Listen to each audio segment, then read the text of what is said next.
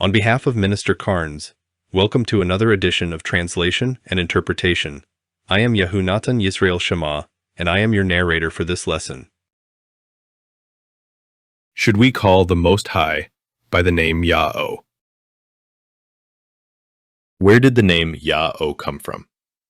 The composition of the manuscript 4Q120, likewise Pap 4QLXX, Leviticus B, is a Septuagint or LXX copy of the Book of Leviticus, found at Qumran in the Dead Sea Scrolls. The DSS fragments are dated around the 1st century BCE, about 150 BCE. Here are the following Greek texts in which the name YaO is spelled in Greek as iota, alpha, omega. This name is found in the Dead Sea Scrolls. Leviticus chapter 4 verse 27 and Leviticus chapter 3 verses 12 through 13. Here is what it looks like from a fragment of the Dead Sea Scrolls.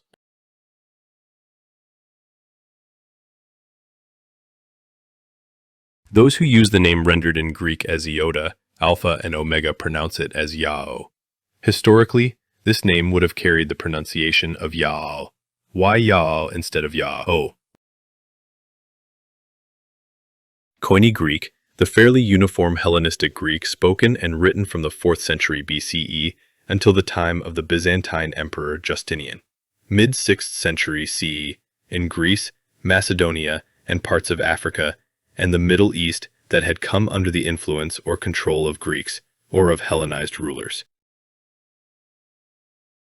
Based chiefly on the Attic or Classical Greek dialect, the Koine Greek had superseded the other ancient Greek dialects by the 2nd century CE.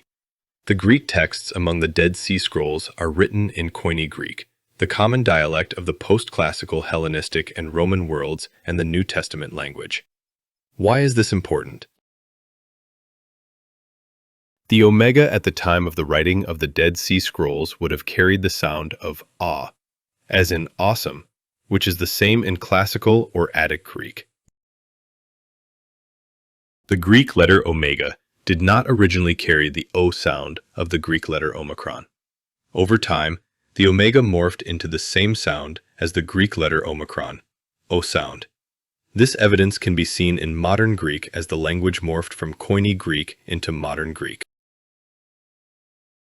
Therefore, we can conclude that the pronunciation of the Greek letters iota, alpha, and omega would have been closer to Ya-A instead of Ya-O.